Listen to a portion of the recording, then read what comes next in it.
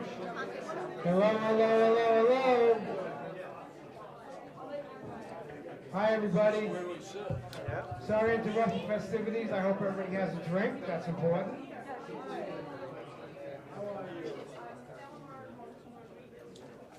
If the panelists can come up front, I appreciate it.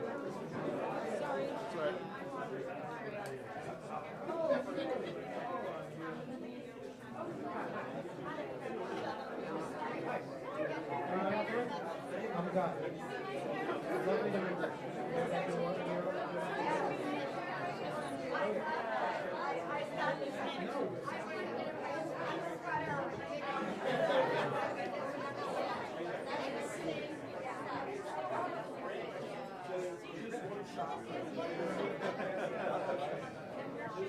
Hello, hello. If I could please ask everybody to quiet down a bit, we can get this started. Really would appreciate it. Thank you. Thank you. Okay. Well, listen, everybody. I'll wait on you. Thank you. Thank you all for coming tonight. I really appreciate it. My name is Guy Milanazzo. I work with HMS Gladson, and you're in our offices. So thank you for coming. We're here, actually the concept of tonight is a suit reboot. What's a suit reboot? Well, I'm just going to give you a very short sentence. And basically for us, we're finding that since COVID, it's been all navy blue and gray suits that are selling. We're selling, just a little piece of data in terms of sport coats, we sell about 4 to 1 when it comes to sport coats as opposed to suits. I think, my own opinion, is probably because people aren't getting back to the office, they have no reason to dress, and that might be the reason. Hopefully, though, the esteemed panel that's here, can give us some insight, share some maybe successes, and maybe some direction. It's only an hour, so I don't think we're going to solve the problems of the world in 1 hour. But I think it's a concept that needs to be discussed and needs to be brought forward. So, I need notes. I can't remember all this stuff, so sorry. We have brought together a team of professionals, and the professionals here are from the media, they're from the clothing business, from custom, they are from retail, they are from middles, and they are also from the media. We're very fortunate to have these people here. They came from literally from far and wide. And I thank you all for coming. Thank you very much. We are very lucky to have Karen Alberg Grossman here. She's the editor-in-chief of MR Magazine. I think everyone knows MR. It basically is the vault of information that helps all of us. We hear about successes, we hear about failures, and we hear it from them. They're on the ground, they're at every show, and they're at every event that matters. And it's really important. We're really grateful that you're here, Karen. Thank you. Also from the media, also from the media is Carl, if I pronounce it wrong? Gear. Thank you. Thank you very much. I know your magazine, No Chasing. That I got down to science. No Chasing is an interesting magazine. Carl is a photographer and editor-in-chief of his magazine. It's a perspective, almost clothing out of the box. It's not necessarily what I'm wearing. It's just style. It's lifestyle. I think it's very important that he's here, and thank you very much for coming. I appreciate that. We also have, let me start with some of the panel here. Now, I may not go in order or size order, so just forgive me. But I will start with Jorge here. George Sayans is from a company in Coral Gables. The company's name is Artigiano. Artigiano is a retail store that I would say probably a good portion, he'll tell you, is probably custom as well. The retail store does a lot of importing. As far as I've seen when I was at the store, it's Italian. It's they probably invite him over for dinner every Easter. He has a beautiful store and a great staff. And I think while we were kind of a little soft during COVID, maybe other people were also, this guy was rocking it. He was rocking. It was just amazing. He has his best year in 2022, and before that was 2021. In any case, I thought it was important to invite him. Vaughn Granger. Vaughn Granger, this gentleman here in the flannel suit, is from South Carolina. Vaughn has a company called Granger Owens, and it's a family-owned business. The family-owned business also has, if I may, you'll explain better, satellite locations of other names called Liam John, which is his son's company, named after his grandson, I believe. And Liam John basically does custom. Vaughn carries a lot of U.S. brands, ready to wear, and things of that nature. But Vaughn, I thought was interesting because he's a little bit of an entrepreneur. When he hits an obstacle, he tries to overcome it, even though he doesn't know anything about it. He ended up joining and making at his own factories and basically doing private label in a way that a lot of people are just starting to now. So I think it's very interesting that that's happening. We also have Xiao Yang. Xiao is out of New York. She is a custom clothier. She has a store downtown, and she caters to men, to women, and to transgender individuals. Her business, she is truly, I've been to some of her fashion shows. She's a designer. I mean, she's not just taking a block from a factory and saying, look at this. Things are very out of the box, very different, and I salute her for that. She does a very good job. Thank you for being here today. Golf clap. Okay, and now we should go to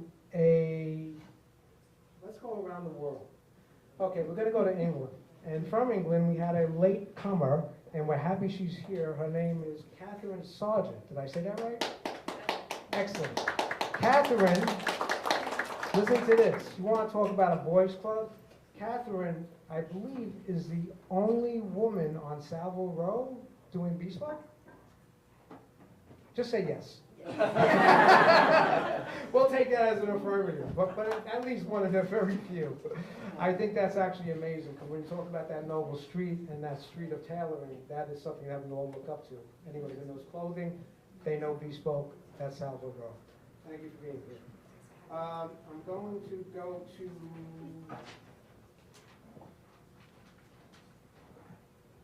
Italy. And why would clothing be without fabric? So we're honored to have with us the communications director of Vitale Barberis Canonical, Valentina Birdie, I believe.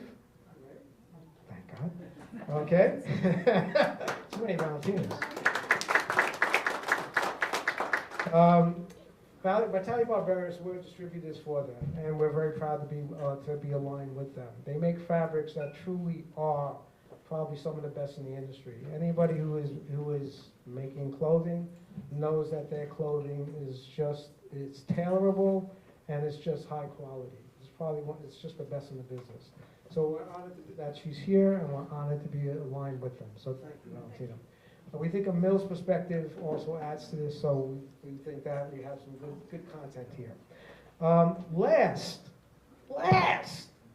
but not least, we have a gentleman that didn't write one book. He didn't write one book. One book wasn't enough. He wrote 2 books on the scent of tailoring. His name is Fabio Antonaccio. Did I say it right? Yes. Yeah. Thank you. Fabio, thank you for coming. Fabio wrote Volume 1 and Volume 2 of Scent of Tailoring. Volume 2 was powered by Vitale Barberis, so that collaboration I think is quite wonderful. He's here because he's got a unique perspective of tailoring from eyes from Italy, and also he's pretty young. And I think that also helps. Well, okay, then maybe you had a little Botox, but it looks great. But thank you very much for being here. That is our panel. So at this point, I'm going to segue to Karen and to Fabio. The evening will start with a little Q&A on the book, and then we're going to go into the meat of the evening. And don't forget to drink. Okay, thank you very much, Karen. It's all yours.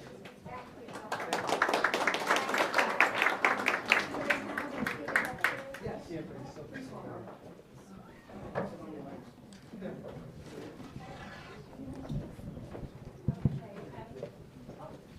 Fabio, I guess you can sit. Gary, Can I? you can sit. Great. Yeah, I think so.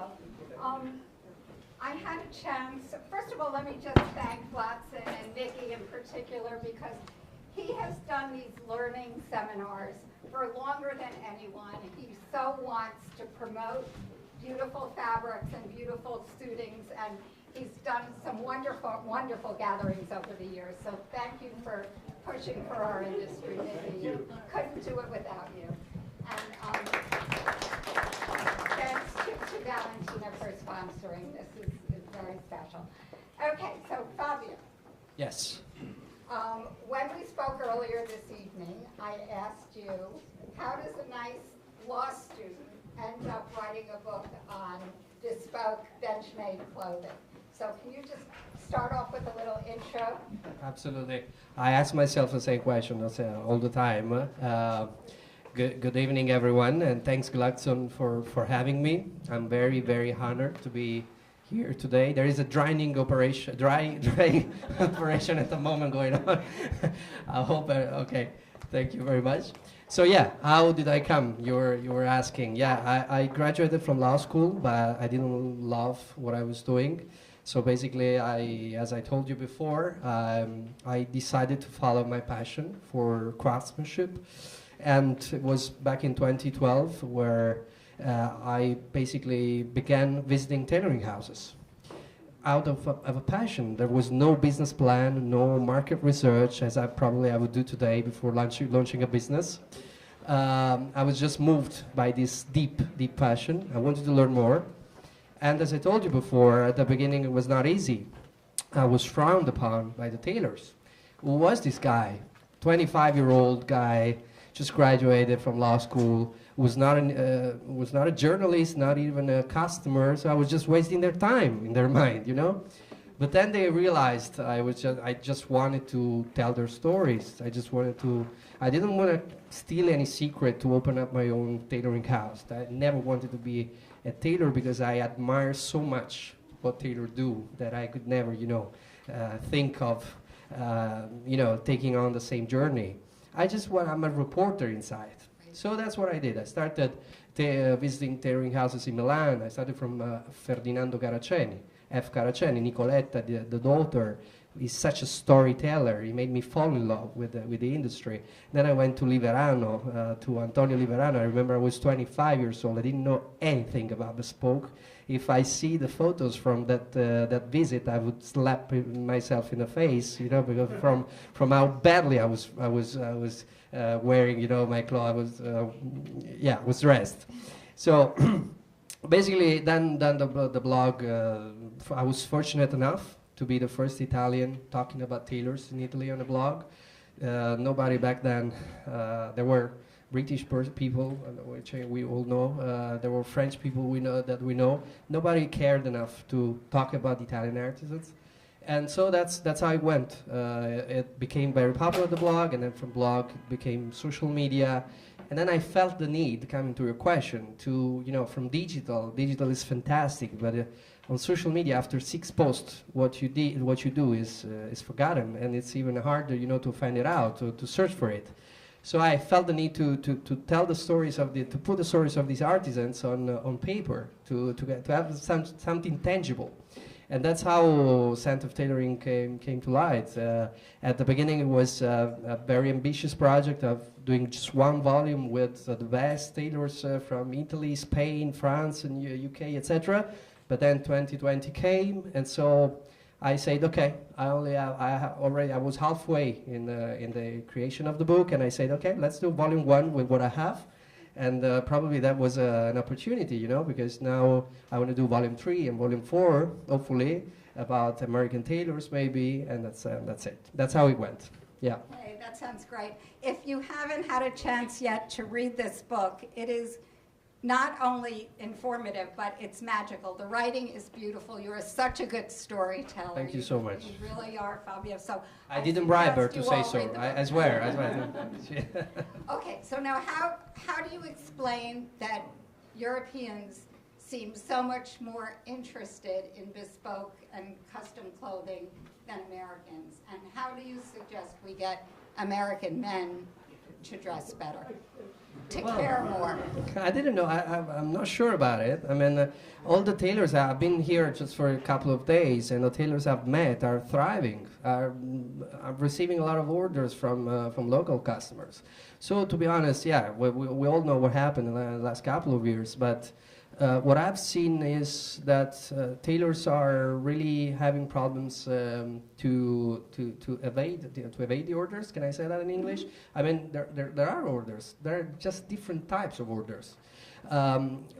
When I was writing Volume 1, I visited a tailoring house in Sicily, Palermo. Okay, Mauro Crimi is a dear friend, and he's second generation. His father, Carmelo Crimi, was a tailor in the Palermo of the 50s, okay, in Sicily.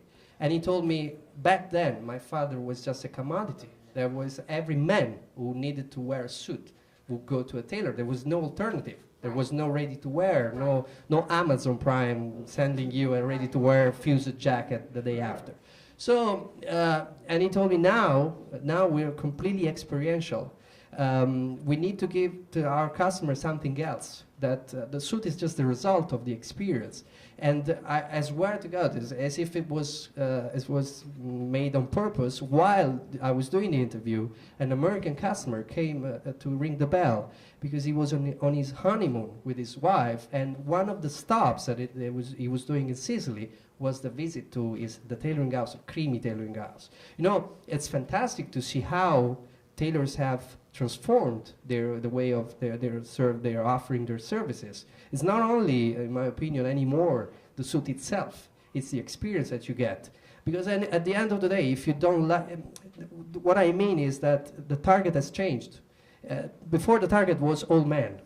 Right. Now we need to, in my opinion, my humble opinion, of course I'm not I don't own a tailoring house, but what I see is that tailoring houses will survive only if they target a high niche of people who don't need the suit to go to work, just to go to, as a uniform. That maybe we can discuss about it. But just because they feel the suit as part of an experience, they feel rewarded by buying the suit. They love the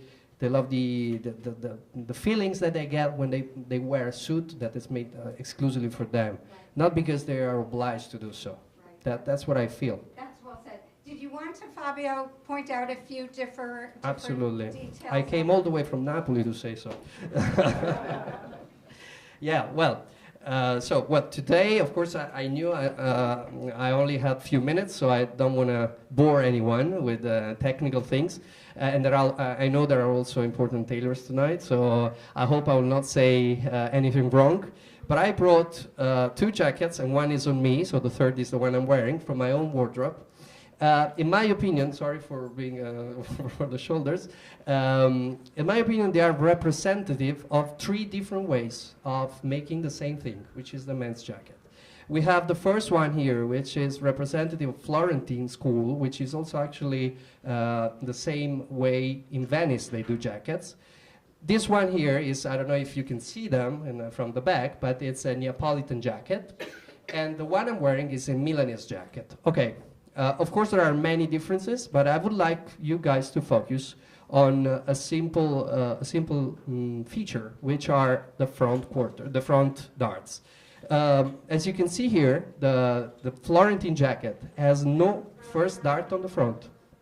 And probably you will not ever see it, but after, when we're finished, you can check it out. Basically, we have a pattern here, and we only have just one dart here, the second one, okay? Normally jackets have 2 darts on the front, okay?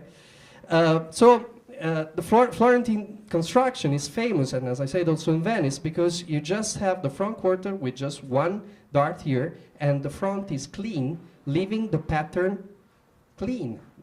You don't see the pattern that is ruined, let's say, by the dart, okay? So, yeah, distorted, exactly. You don't see visual noise, I call it. In Napoli, instead, the first quarter, of course, as I say, the differences are many, but this is one of them, just to give you an idea.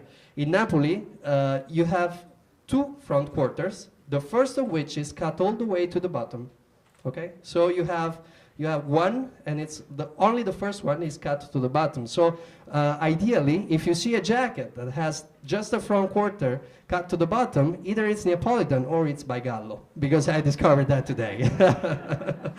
The second one, the third and last one that I wanted to show you today is the one I'm wearing today. They didn't fit in the suitcase, otherwise I would have brought more. But you have Milanese jacket, Milanese tailoring. Milanese tailoring, you have the two front quarters, leaving the bottom clean. So you don't have only one, you don't have two, the first of which is long, you only have two, and both are short. Okay?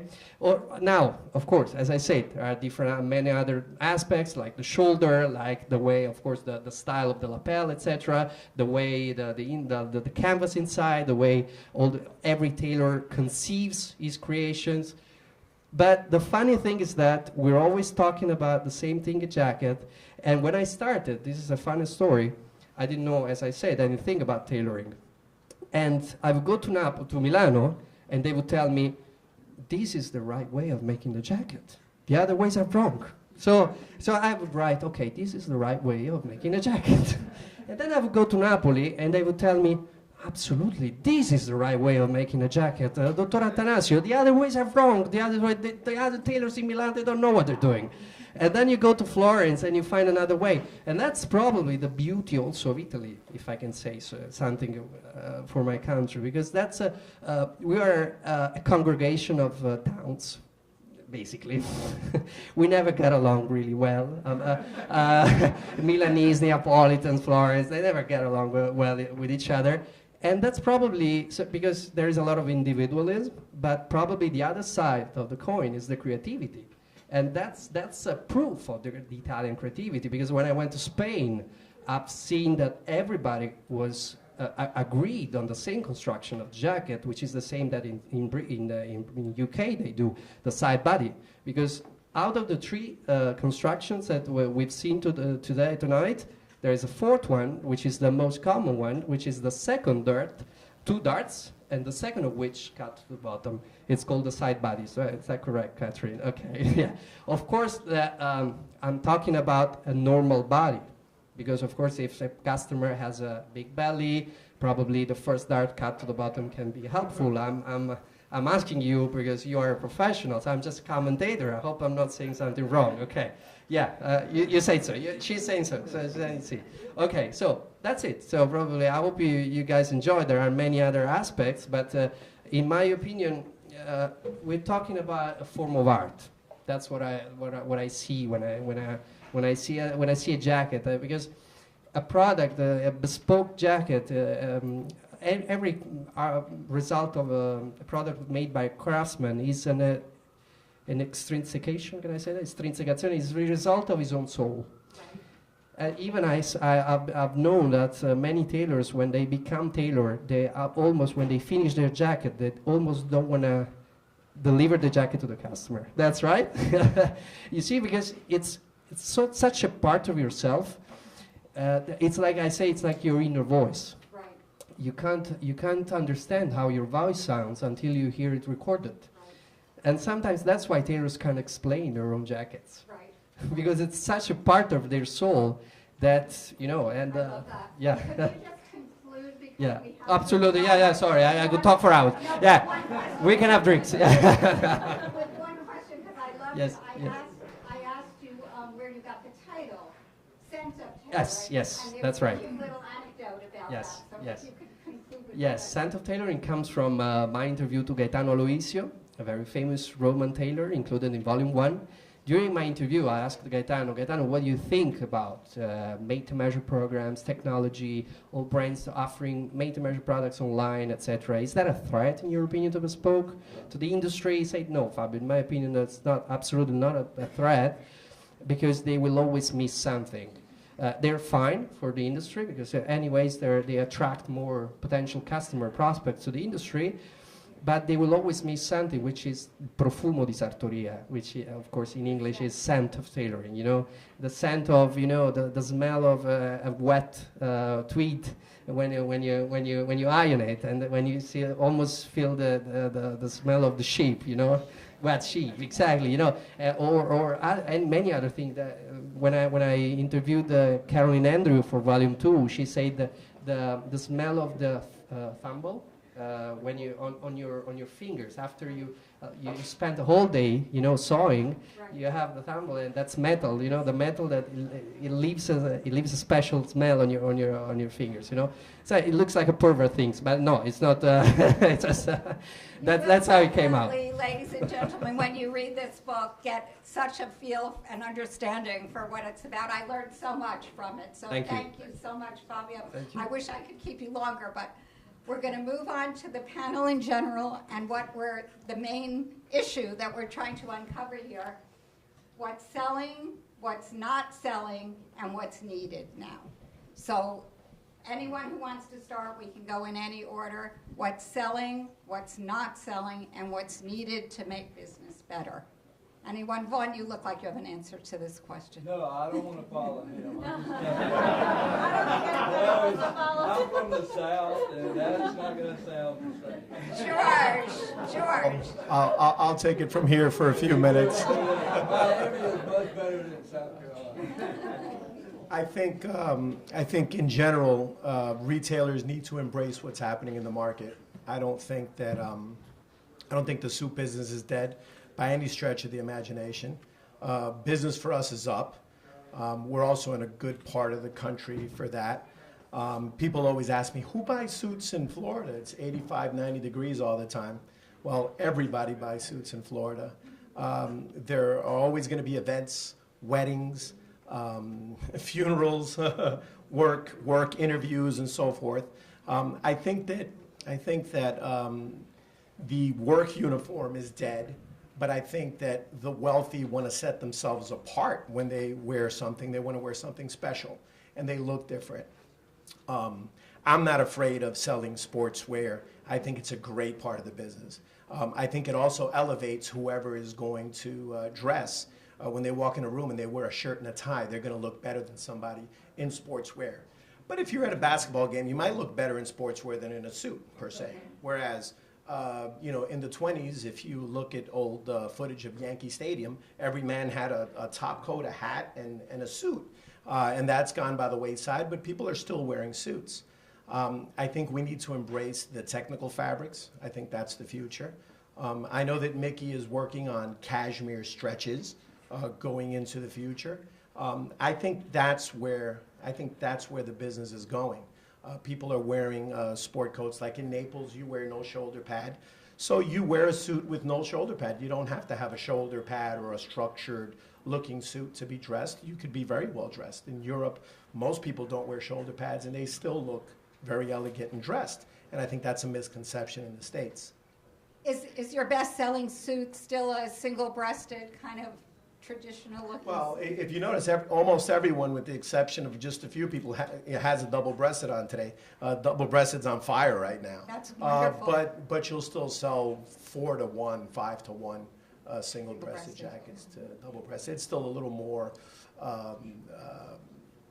event-driven. Oh, I want a double-breasted suit for this. But if a guy's coming in, he's probably going to buy a navy, gray, or black suit.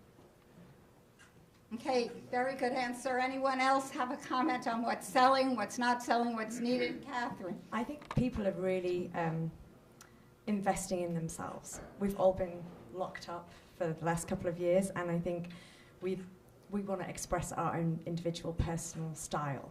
And people are coming to me with hero products and hero ideas of styles.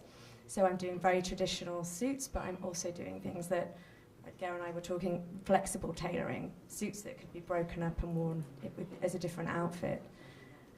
But what Fabio was saying about the journey and the craft and the experience, when you're going to see a tailor, you're not just buying a product that you've seen in a magazine that's been advertised to you. You're buying into that person and their service and the experience.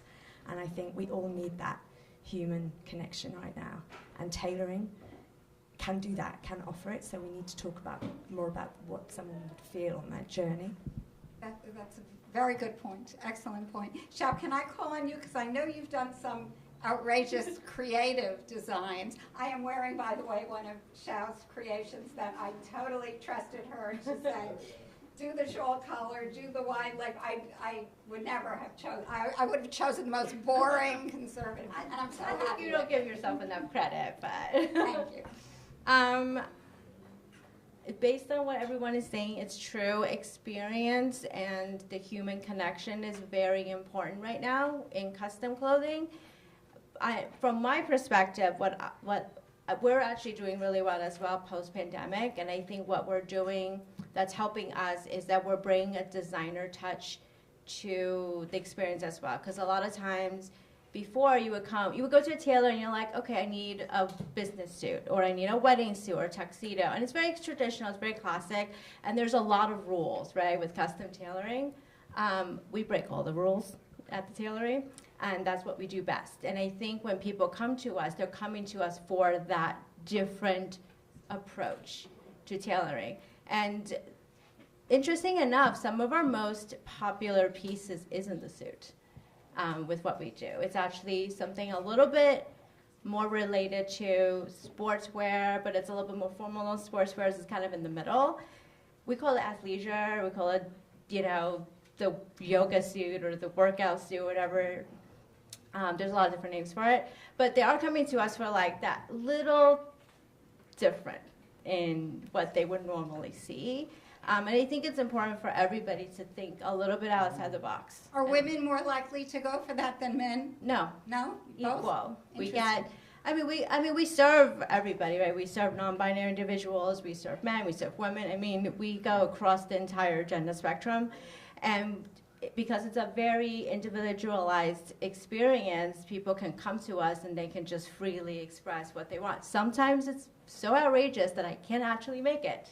But we will try to kind of make it a realization for them, and I think that's part of the experience. Have you made many skirts for men? I made kilts, I made skirts, I made full-on capes, Cool. you name it.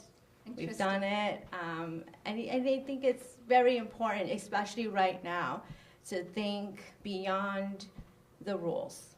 Is my advice. I love it. Valentina, do you want to talk about fabric trends here and what you see going forward and what's selling now? I think that in fabric, what is very important is a matter of education. So now final customers are very knowledgeable and they want to know a lot about quality, about who is the fabric maker. So it's very important to educate our customers, but also final customers, in what kind of fabrics we produce, and also who is, in this case, Vitale Barberis Canonico. And thanks to Gladstone, we do an amazing job in training young generation of designer in knowing very well the raw material, because, of course, suits, the 70% of suits is made by fabric. And so fabric is the first raw material and has to have a lot of quality. And this is very important. So we really know and really believe in education. So this is the point and the future. A good point. Vaughn, tell us what's going on in South Carolina, tailored clothing. Well, a lot is to echo what Jorge said. We do a lot of off-the-rack clothing, but 54% of what we do is also in the custom. What we're finding is there's many different capsules of clothing. Obviously, the no shoulder pad, the double-breasted. But what we're finding is you have a lot of replenishment clothing off the rack, and then the fabrics like Barberis and others for that custom. But there's country suits, there's the black, gray, charcoal. There's a lot of different capsules that's going on, and that end consumer, he recognizes what he really wants to be is a Ford 150 kind of suit guy, or whether or not he wants to be the Beamer guy. So if you, I don't want to say judge the end consumer, but rationally look at what type DNA, it's more of a lifestyle as to what it is that we're selling. And there's many different lifestyles. To me, it's probably better now than it's ever been, because pre-COVID, it was all longer, the double pleats, So when it changed at a very difficult time.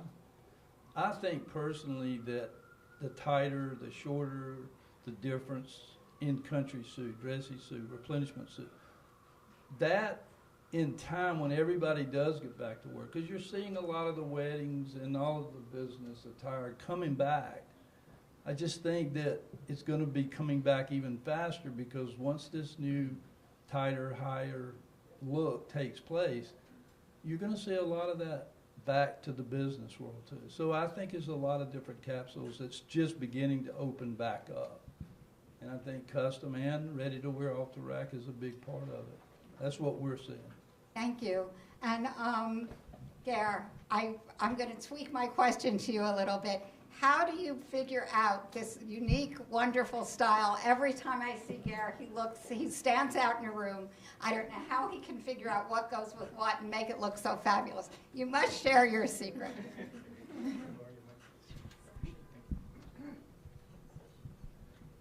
I think it starts off with just understanding self, kind of having a better understanding of yourself, what works with you. I think this is something you learn from tailors. When you go to a tailoring house, they can tell you, you may want a certain fabric, and the tailor will tell you.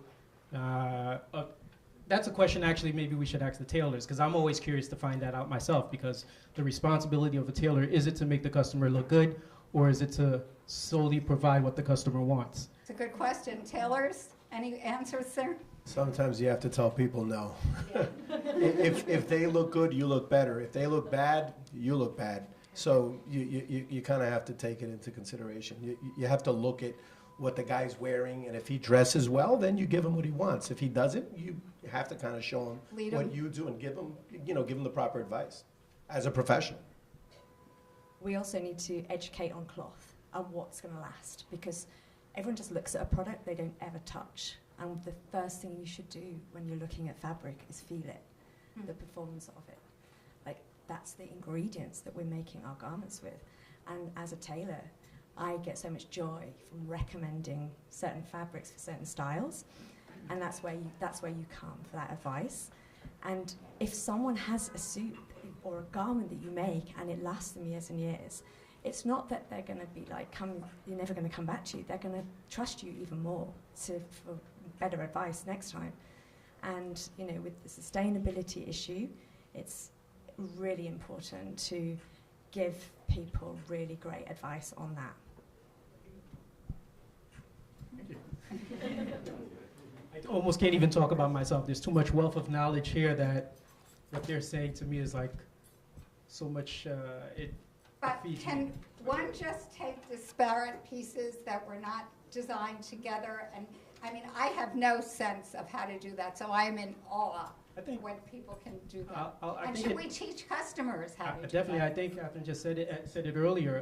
What's very important is obviously once you know what's good for you, that's the starting point. Right.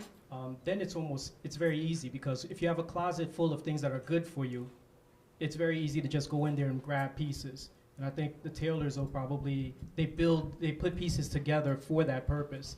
If it's a good quality piece, then it's pretty easy to match it with something else. And it becomes your style. Once you have a certain style, then it's very easy to mix and match pieces. That's not even an issue. Okay, I think somehow we should teach guys how to do that. And the other thing that I'm wondering is anyone selling the very oversized, voluminous clothing that I'm seeing in the magazines and on the runways, where the pants are way below the shoes and everything is so huge? Yes, are we selling that? I'm selling a lot of that. A lot of that. And Florence in the audience is actually wearing one that we made. On her, anything is going to look gorgeous. That looks fabulous. We call it strategically oversized. You don't want it to look like it's way too big on you, but you want it to look just perfectly oversized. Perfectly oversized, okay. No, Yes, Garrett. I think what you're doing, I apologize, I don't remember the name. Chat. What you're doing is beautiful. Thank you. Because what you're able to do is what I think there's a disparity between the tailors, we were talking about this earlier, between the tailors and the fashion houses. Mm-hmm. It seems like the fashion houses, they understand how to push the envelope, and that's their job. That's all they do. They have the budget to do that. So they're willing to do that, and the masses can follow. Then you have a tailor whose responsibility is to make sure that their customer looks great. But there's almost a separation, because if those two aren't talking, how do we understand, how do we get to see a product like this done well, as opposed to done by a fashion house that's not going to give you a quality garment? I don't know if that's a question. I don't know if that was a question or a comment, but. I think it's more finding out, how do you communicate, because what it seems is almost as if tailors are speaking, they're preaching to the choir almost. Because you're speaking to a customer that already knows and understands, you see? So how do you communicate that to somebody who isn't wearing a suit at all? How do you bring them into this world of bespoke, or into custom, into suiting, period? How do you bring them into the world? That is a good question that I'd love for everyone to comment on. Fabio, do you want to have a comment on it? I didn't mean to ignore you. Well, I totally agree with what Gare said. Masha is halfway through the bespoke, old world industry and the fashion houses. She's doing something disruptive. So I really think she's doing a great job, and congratulations on that. Regarding the question, how do we bring more people to the industry? I don't really know whether we need to bring more people to the industry, because at the end of the day, bespoke tailoring, do we want to sell a Ferrari to everyone? I'll say something unpopular. I Yes. understand that. Yeah, I know. If you ask Ferrari, they would like to have the same number of customers and sell them, just to them, the highest number of cars. That's it. It's got to be the right customers, right? Yeah, That they're that's what really I'm talking images about. and- I don't want to sound unpopular, but that's a problem of it. If we need to talk about high, Luxury well-educated in terms of, they're not masses. Yeah. So yeah, well, of course, the challenge of us commentators is to share the beauty of the craft, to try to attract more people to the industry. But at the end of the day, some people just don't want to be educated. Right. That's what I meant. Catherine? I also think in terms of style, bespoke is about working with an individual to express and capture and elevate their personal style.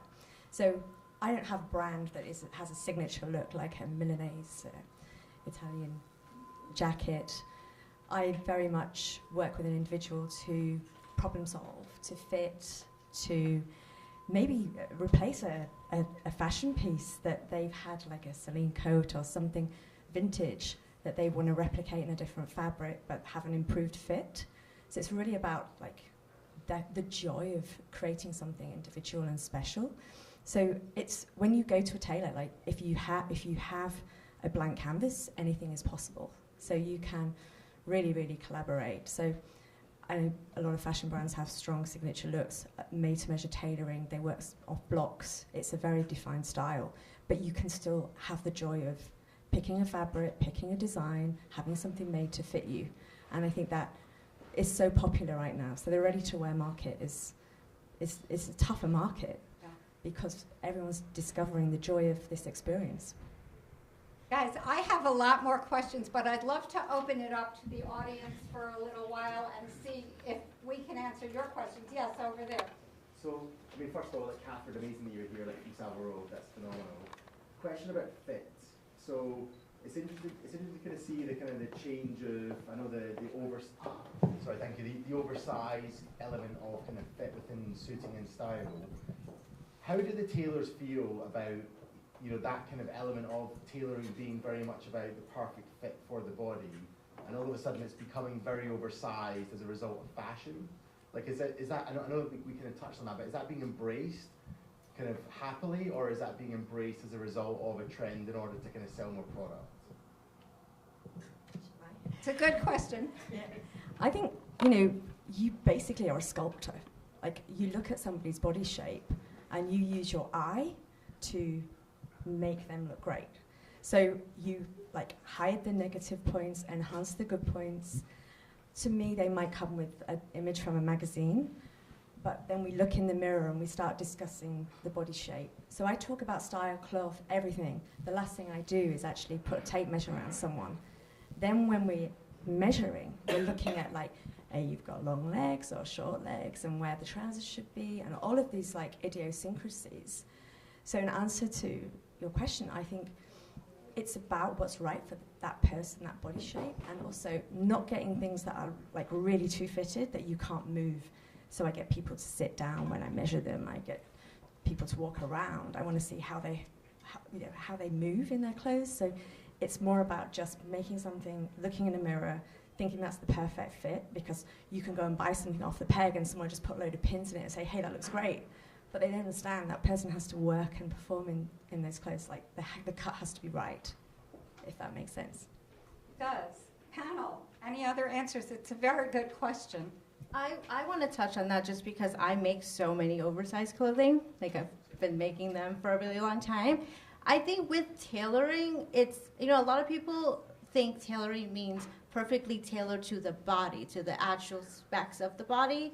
But for us, I feel like tailoring is making the silhouette to the body. If that makes sense. Like someone can come in and they're like you're wearing a very fitted, perfectly tailored suit to you, but Florence here doesn't like that. She, for her, having something perfectly tailored to her means something that is completely oversized, right? So I think as a tailor and as a designer, it is our job to really understand what does that mean to the individual client? What does it mean to have something perfectly tailored to them? Because it's not always the perfect bespoke fit. Yeah. And I think I agree 100%. And Fabio, I think you said at some point, or maybe I read it in your book, that the reason that suit business is on the decline is because there's this misconception that suits are not comfortable. Mm-hmm. Yet there's nothing intrinsically uncomfortable about a suit if it's designed right and if it's designed for the body type that it, Yeah, I love when I get asked, would you like to take off your tie? Are you feeling uncomfortable? I feel super uncomfortable with my tie on.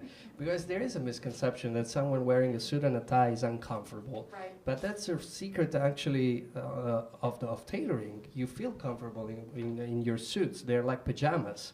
Right. Whenever I wear a ready-to-wear suit, I feel uncomfortable. I feel my arms, doing something like that.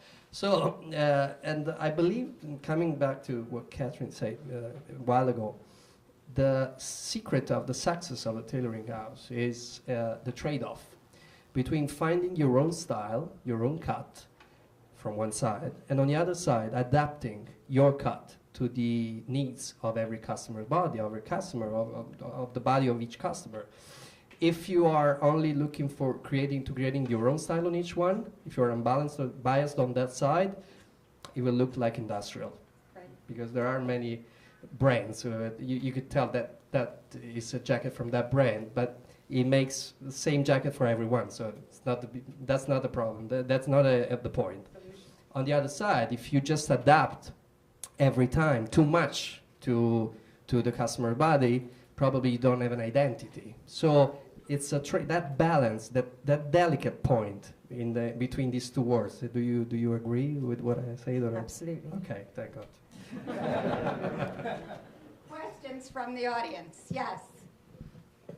Hello, Margaret from Hannah Street Hebrides. We hand weave every metre of Hannah Street fabric on the island of Lewis and Harris.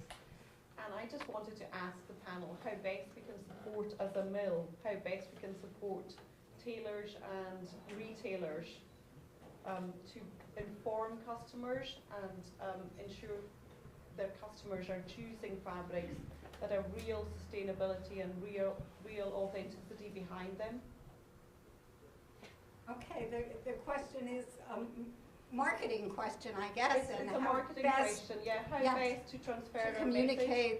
We spoke earlier about the smell of wet wool. I think it was who mentioned the smell of wet wool. Fabio in his book. Yeah, very familiar with that, and it really brings me home. It brings me a feeling of home and security, knowing I come into my work and I go into the mill and I smell wet wool.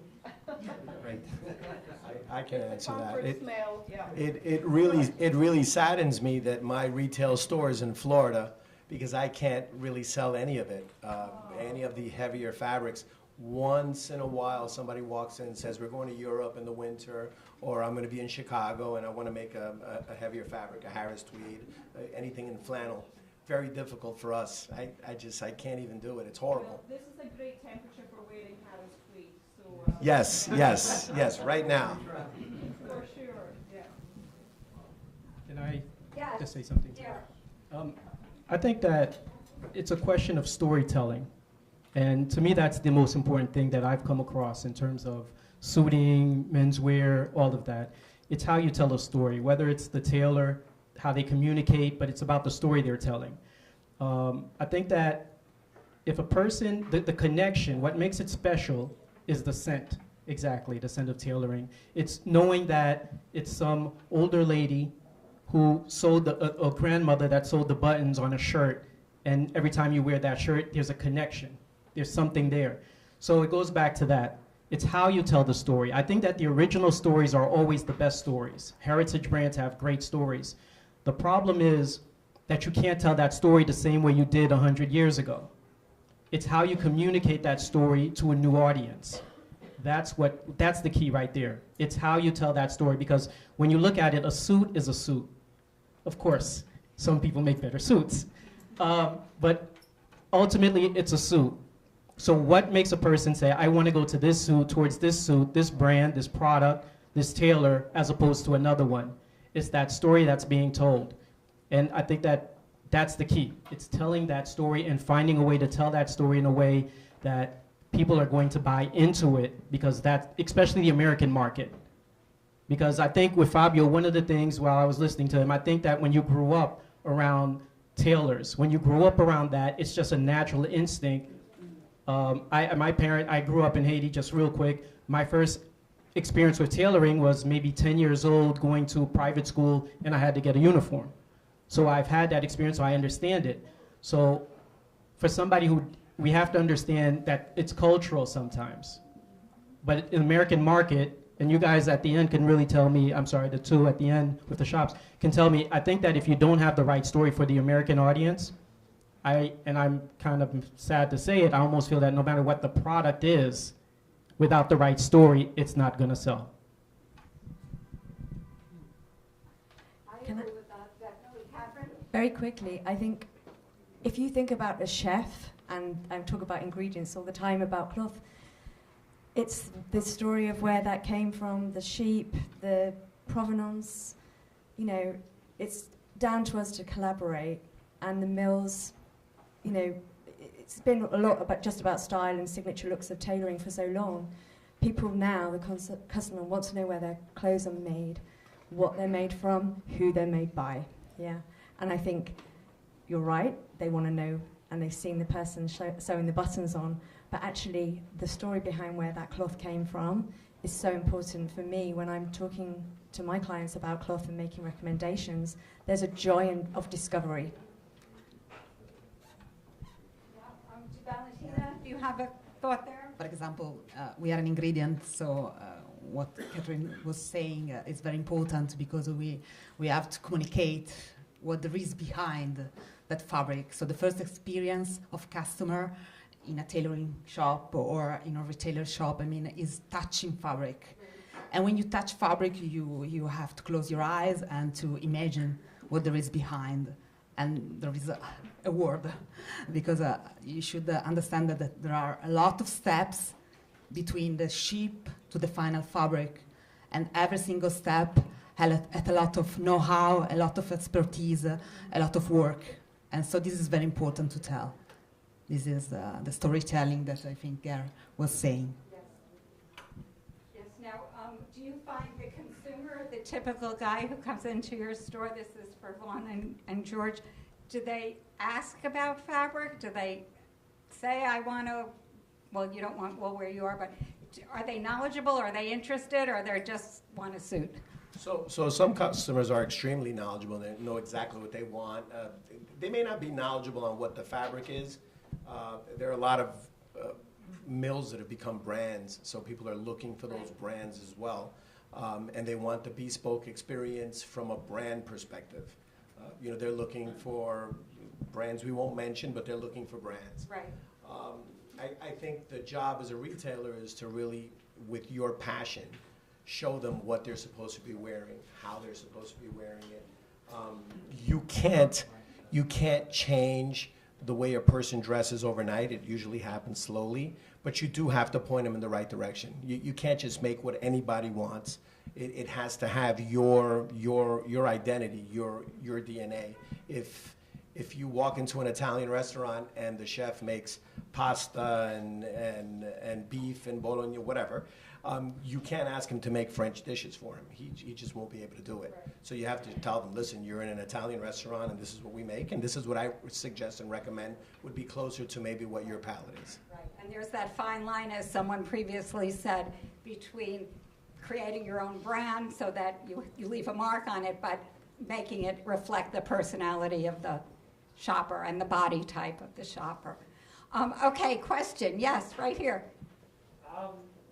Technical fabrics. Technical fabrics.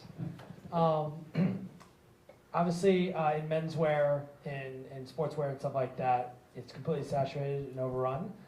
And if we're talking about tailoring, many of the mills are all putting more Lycra, elastane, everything in there for stretch. You ask any customer sitting down, would you like to be more comfortable and more stretchy? Yes, is always the answer. But how do you guys think about, from any of the perspectives, the trade-off between giving them something too stretchy, too technical, and then losing the beauty of what a suit really is that beautiful structure and that armor that you put on? Good question.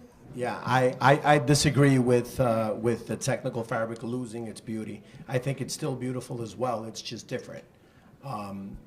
We do a lot of technical fabrics, and I'm always suggesting to make us more technical fabrics. And I think it's a fine line where if you're able to make something with stretch that looks like a traditional fabric and it still has that beauty of a wool flannel suit with stretch, I think is much better than just a flannel suit with no stretch where you feel like if you gain 10 pounds, you feel like a sausage in a suit. I mean, that's just a fact. When you're thin, you're going to feel better in a suit regardless if it's made out of cardboard or cement. You'll feel fine.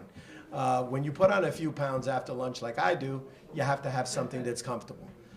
So I think the technical fabrics, I think we have to embrace them because men want to be comfortable. They want to have comfortable shoes. They want to have comfortable pants. They want to have comfortable, they want to feel like they can fall asleep in it, get up and be dressed well. Now look at the jeans denim market. It's virtually all stretch these days. I have a very quick question. Do I need a mic? Yeah. Hello? Anyway, I have a very quick question about washable wool suits. Have you guys heard anything about that? Is that a new thing? Because I'm starting to see that and I just can't believe it. So there's like suits that are, I don't know what they're made of, but they're washable, supposedly. We don't have washable fabric, so this is the reason why. No, the sense that we think that wool is natural, is innovative, is biodegradable, so has to have dry cleaning. So this is important and has to be original and not to be untouchable. I mean, to have the same feeling of at the beginning. So not to lose its sense. This is the reason why we don't want to have washable fabrics. I was just very interested in, is that a real thing? Like, how do you buy a suit and then throw it in the washing machine? I've actually made a couple of those. See, I'm always breaking rules. Like, I've been breaking rules since, we actually have made washable wool suits. I think the key is how you make them. So you can't get a washable wool suit if you expect it to be like super structured and like give you the armor feel. Like, you're not gonna have that. And that's the I guess you could say trade-off.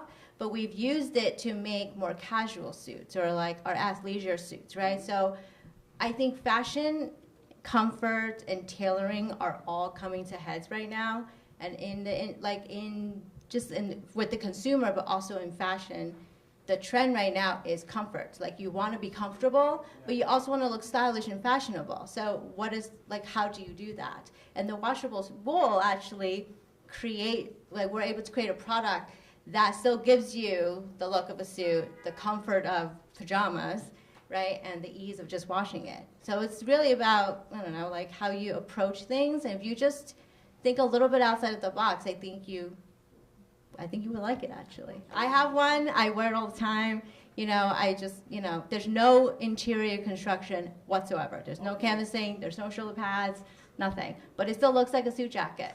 And a lot of my clients who travel, who are, running their own business or travel a lot, they don't want to put on a traditional suit, but they also don't want to wear sweatpants. So that's a great in-between. Nikki, what are your thoughts on the washable wool? I'm just curious. Washable wool. Actually, as far as washable wool, I don't have any familiarity with the end result. It seems like a little bit of a contradiction to take something that is structured with all the innards and that kind of thing and wash it. But I'm not really qualified to comment on it. I wish I knew more about it. Yes. I don't. Suits aren't meant to be washed. Sorry. It's a rule. It's they're natural fibers. They're made with lots of components. I get it. Like maybe like a pajama suit, something could be washed, but wool doesn't need washing. It doesn't need dry cleaning. It's a natural fiber. A little bit of steam and refresh cleans it naturally. Like I think people think chemicals clean. It's not a shirt. It's not underwear. Like you should have enough garments that you can sensibly rotate them so you're not wearing the same thing every day, and let the air and a bit of steam and a bit of pressing do the job. If I may add something, I never took any suit to a dry cleaner, also because there are very few dry cleaners who are able to actually press a suit. And it actually happened to me only once, and they pressed my lapel, and I was reporting them to local police officer. So, just to give you, after that, never again.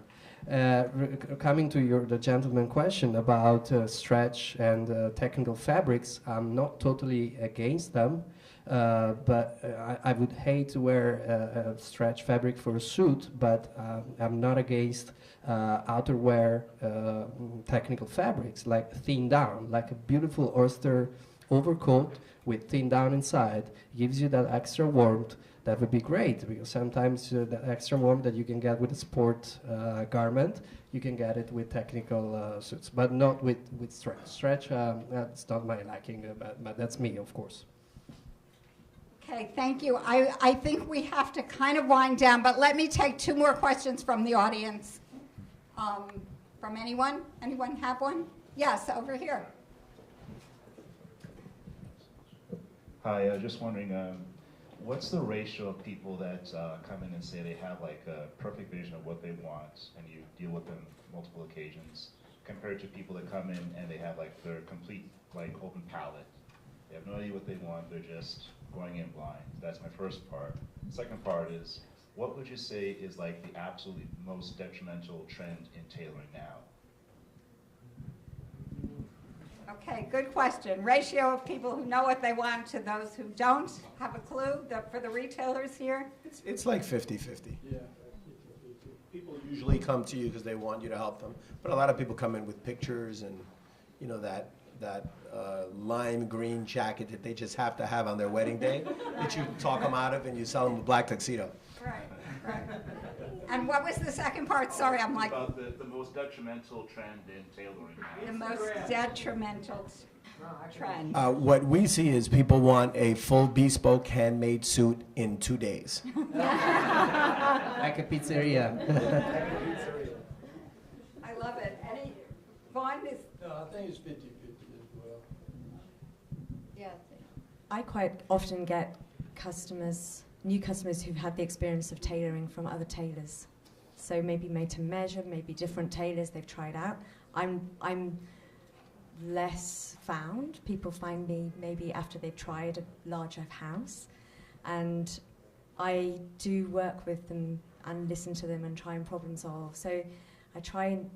It sounds like you're part shrink and part... yeah, and I'm fascinated by people. They like drive my energy and my creativity. That's wonderful. So I love the fact that everyone's so different. I love the fact that we are all dressing the same. You know, we've got things that we want to have in our wardrobes for years to come. Let them out, take them in as our landscape changes. But, you know, I think that's, for me, people might already have tried things out, and then they'll go, what would you do differently? Like, you can go to every tailor in Italy, Paris, America, London. It's like going to a different hairdresser. We've all got a different eye, and we interpret it differently. So I think sometimes they come and they have an idea. Sometimes they come and they don't.